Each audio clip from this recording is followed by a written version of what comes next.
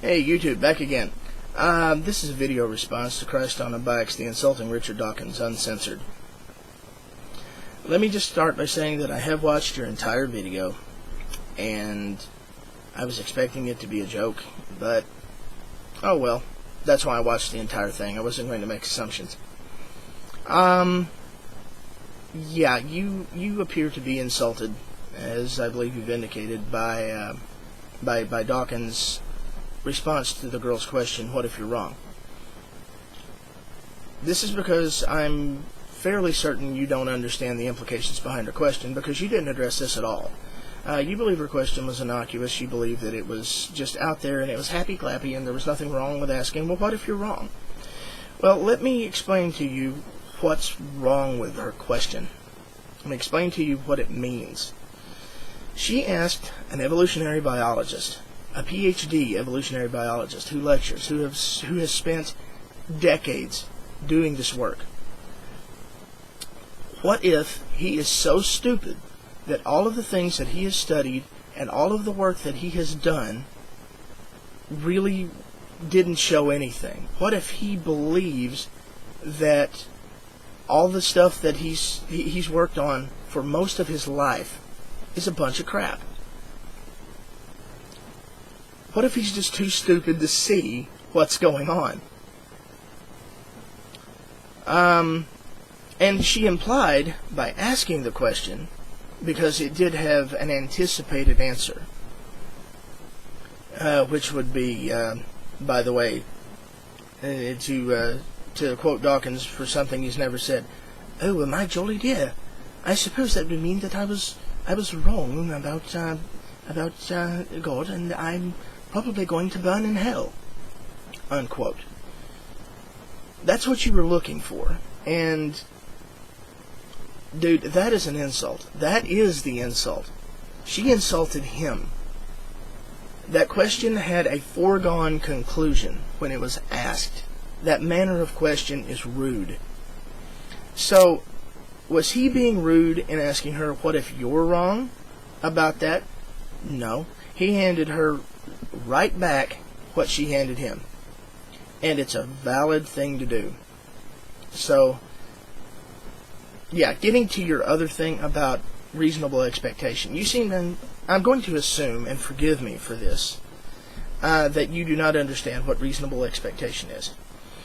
If I meet somebody from India, I am going to assume that they are Hindu. If I meet someone from the Middle East, I'm going to assume they're Muslim.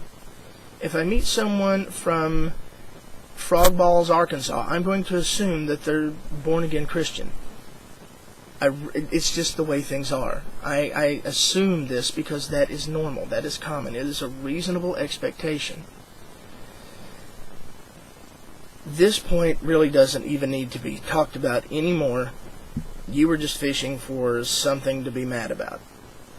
And there you go. There you go. You're taking offense. This is because you do not understand debate. And in that forum, oh yes, that was an academic forum.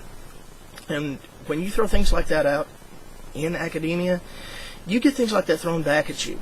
So if you think that everyone who is going or has gone to college or who has a PhD or who works and does research is rude and insulting, I ask you, how rude and insulting is it to tell someone essentially that their entire life's work is possibly a bunch of crap, and then you turn around and insinuate by saying, well, what if you're wrong, that they're too stupid to realize that it's a load of crap.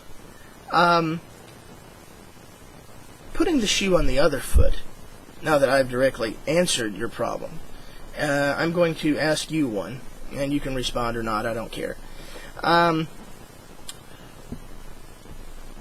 Do you understand at all how insulting it is to come up to someone who does not believe your faith and say to them that they are vile and despicable and evil, they are living in sin, they are guilty of crimes against something that they're too stupid to understand, that they're being willfully ignorant, that they are rejecting this truth that they have and that they're essentially better than you.